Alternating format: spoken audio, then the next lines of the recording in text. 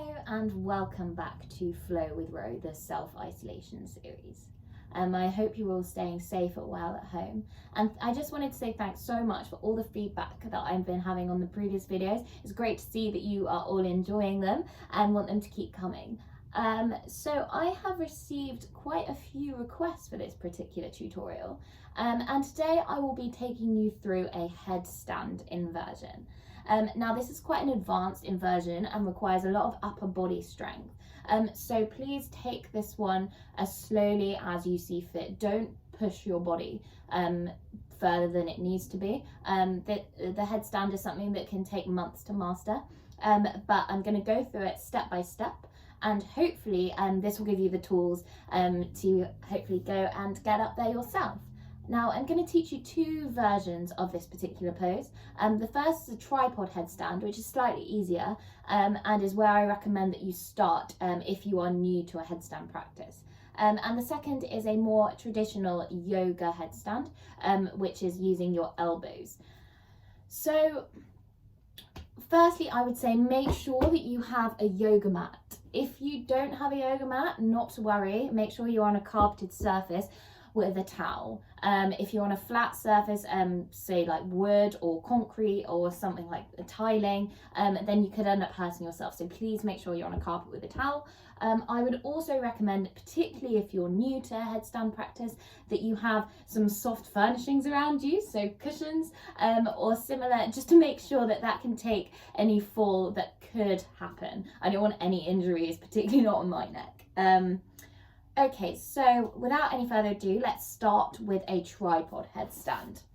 So to begin with, we're going to come up onto all fours, and this is the foundation for any headstand inversion. Our hands are directly below the shoulders and we're pressing away from the earth through the wrists. Now, quick thing about our hands, we should have our palms active. As I discussed with you guys in a previous video, active palms means spread out fingers like so.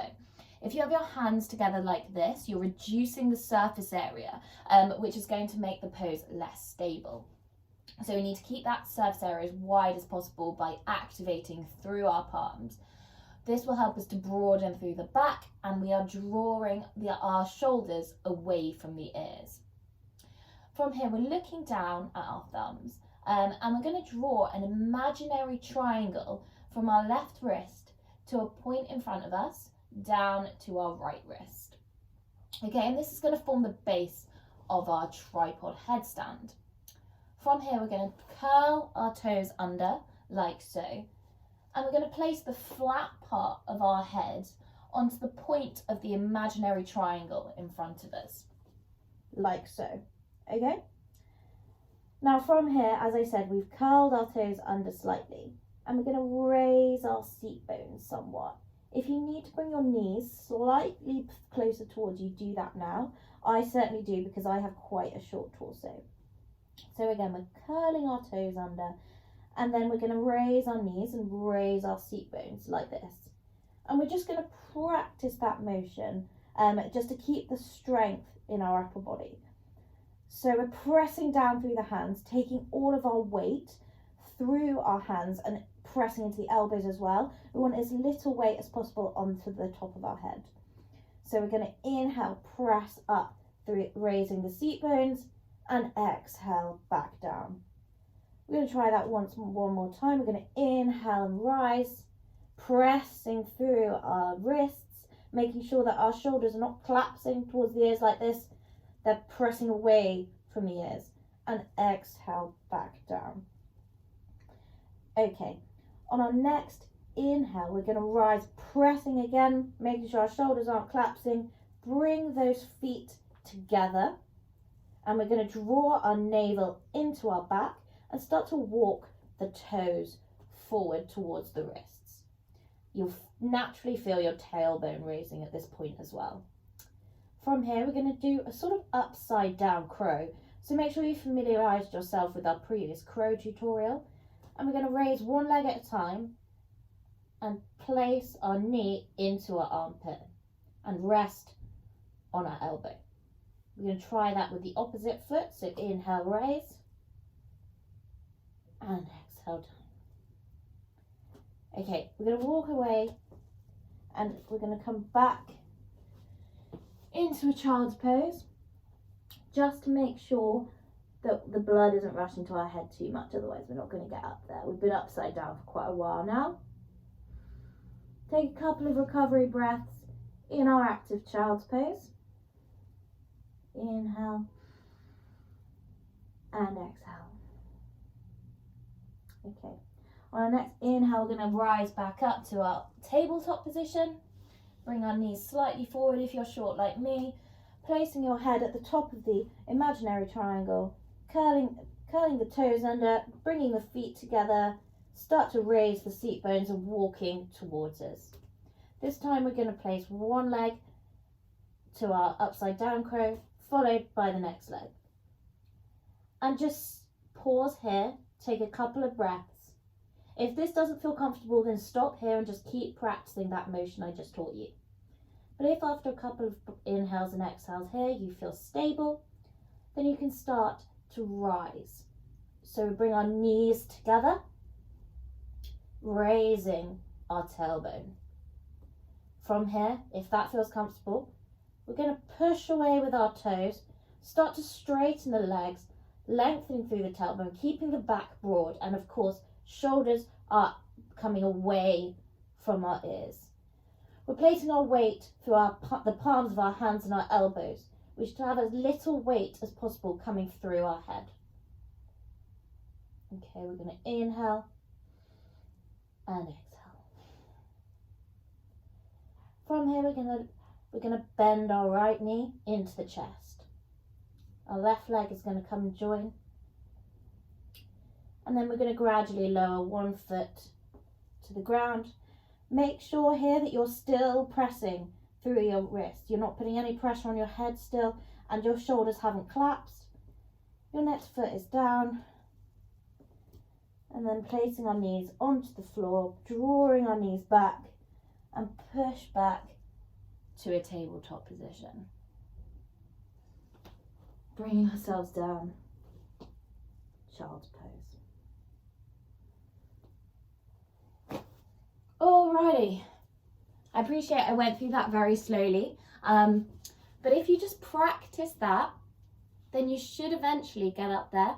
It's all about making sure that you're holding your weight through your upper body and you're not putting too much pressure on your head. That can be really dangerous in this position, and also the head, just given that it's not completely flat, it's rounded, it's not going to be very stable for you. If you're putting all your weight through your wrists, then you're far more likely to get up and stay up. Always make sure that your core is tight as well. Now, for those of you that have practiced the tripod headstand and you're thinking, Ro, that's easy, we're going to go through a proper yoga headstand. So for a yoga headstand, we're going to start once again on all fours. Remember, wrists directly below the shoulders, pressing upwards, broadening through the back. Shoulders are coming away from the ears, and we've got our active palms, increasing that surface area. Now, our wrists are going to act as a marker for our elbows. So on the inhale, we're going to put one elbow where our wrist was, and then the next elbow where the wrist was. And so we're coming down onto our forearms. Now, to make sure that we've got the correct width in our forearms, we're going to bring our hands across one another to see if we can grab our elbows. If we can grab our elbows, then they are the correct distance apart. Okay? From here, we're going to reach our forearms to the ground, palms are pressing flat, and then we're going to bring our hands together, interlace the fingers, and open out the hands. So we're creating a little sort of seat like this. Okay? So I'm going to go through that one more time. We've got our elbows, making sure that they are grabbing distance apart. That's the technical term. Interlace the fingers, open out. I'm going to walk my knees slightly further in. Okay, from here we're going to place the flat of our head onto the mat in front of us. And then we're going to hug the back of our head with our interlaced fingers. Okay, giving ourselves a little hug. From here, we're going to do the exact same that we did with our tripod headstand, but this time, instead of pressing through the wrists, we're really pressing through the elbows, curling the toes under, bringing them together, and we can do another inhale and exhale, just getting used to raising our seat bones. Once we're comfortable with that, we're going to rise back up, and we're going to start, and we're now raising our seat bones high, and we're going to start walking our feet towards our elbows. When we feel like we can't do that anymore, we're going to rise one leg up into our chest. Come up onto the tippy toes of your opposite foot and get used to pressing through the elbows. Okay, inhale, bring that down. And on the next inhale, we're going to lift the opposite foot and do the same, rising up onto our tippy toes of the opposite foot, getting used to bearing that weight. And we're going to bring that back down. From here, we're going to go back into our active child's pose, rolling our head out, making sure that we haven't got too much blood rushing to the head.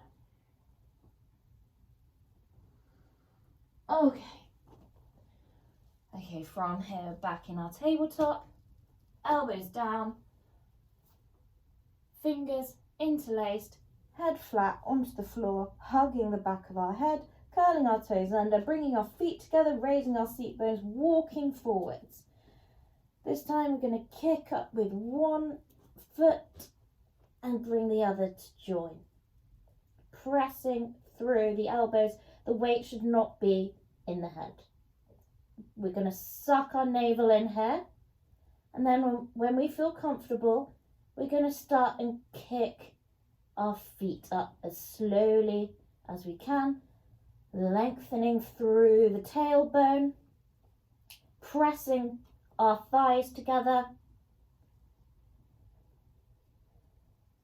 and making sure that our shoulders are not collapsing towards the ears. I know I keep banging on about that. I sound like a broken record, but it makes all of the difference.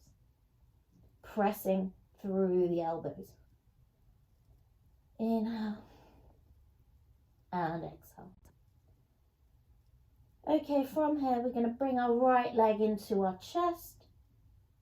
Our left leg is coming to join, sucking in through that navel, keeping that core tight. And we're going to keep pressing through the elbows, bringing one foot down. Next one comes to join. Walk those feet out, bring our knees to the mat, making sure the shoulders haven't collapsed. And then we're going to bring ourselves back down to our active child's pose.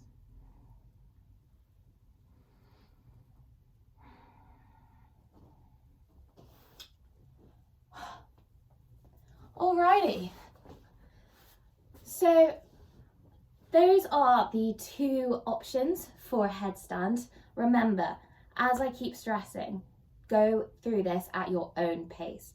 If you haven't mastered the tripod headstand, do not start with the yoga headstand. You'll be flipping all over the shop. And please make sure that you stay safe, that you have a mat, and that you have potentially even spotters around you to make sure that you don't come and kick your furniture. But I hope you enjoyed that. Keep watching it. Don't be disheartened if you don't get it the first time, the second time, even the 50th time. A headstand took me a long time to master, and I still have days where I'm wobbling all over the shop. But keep practicing. We have the time now. I hope you enjoyed this. If you have any questions or any more requests, then hit me up. And from me, namaste. Have a lovely day.